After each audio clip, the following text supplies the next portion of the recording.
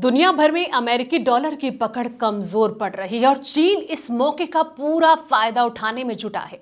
बीते कुछ महीने में चीन ने कई ऐसे कदम उठाए हैं जिससे कि विदेशी निवेशक युआन का ज्यादा इस्तेमाल करने लगे हैं। चीन के सेंट्रल बैंक के गवर्नर पॉन गेंगशेन ने हाल ही में एक बड़े फोरम में साफ कहा है कि अब एक ही करेंसी पर इतनी ज्यादा निर्भरता नहीं चलेगी।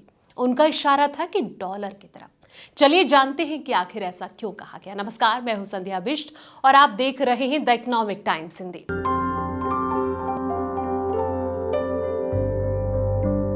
उन्होंने शंघाई में डिजिटल युआन को इंटरनेशनल बनाने के लिए एक नया सेंटर खोलने की बात भी कही है। इसके साथ साथ फॉरेक्स फ्यूचर और डिजिटल करेंसी के जरिए भी चीन जो है वो युआन को मजबूत बनाने की कोशिश कर रहा है। चीन ने विदेशी निवेशकों को अपनी कमोडिटी फ्यूचर्स मार्केट में और गहराई से उतरने की जो है वो इजाजत दे दी है।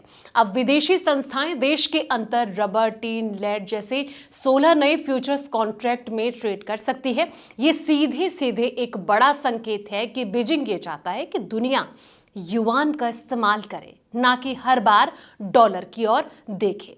चीन का ये जो फैसला है, छोटे कदम लग सकते हैं लेकिन लंबे समय में इसका बड़ा असर, बड़ा इंपैक्ट देखने को मिल सकता है। उदाहरण के लिए अगर इसे समझा जाए तो हाल ही में चीन ने ये प्रस्ताव रखा कि विदेशी करेंसी को युआन में सेटल होने वाले ट्रेड के लिए कोलेटरल के रूप में इस्तेमाल किया जा सके। इसके अलावा ETF ऑप्शंस में भी अब विदेशी निवेशक जो है वो हिस्सा ले सकते हैं और बॉन्ड मार्केट में एंट्री के लिए फीस भी माफ की जा रही है। इस साल अमेरिकी डॉलर इंडेक्स करीब 9% तक गिर चुका है, वहीं युआन करीब 2% जो है वो मजबूत हुआ है।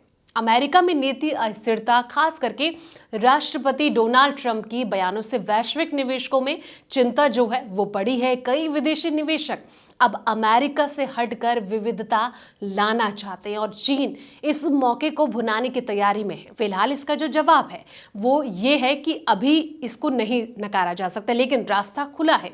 चीन की कैपिटल कंट्रोल नीतियां, पारदर्शिता की कमी और साथ ही कानून का सीमित दायरा अभी भी विदेशी निवेशकों को सोचने पर मजबूर करता है।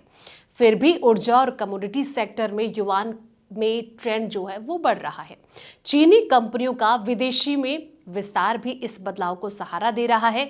मई में युआन की ग्लोबल पेमेंट में हिस्सेदारी जो है वो 2.89% रही, यानी छठे नंबर पर। पिछली बार ये 5वें नंबर पर था, जबकि डॉलर का जो हिस्सा है अब भी करीब 48% बना हुआ है।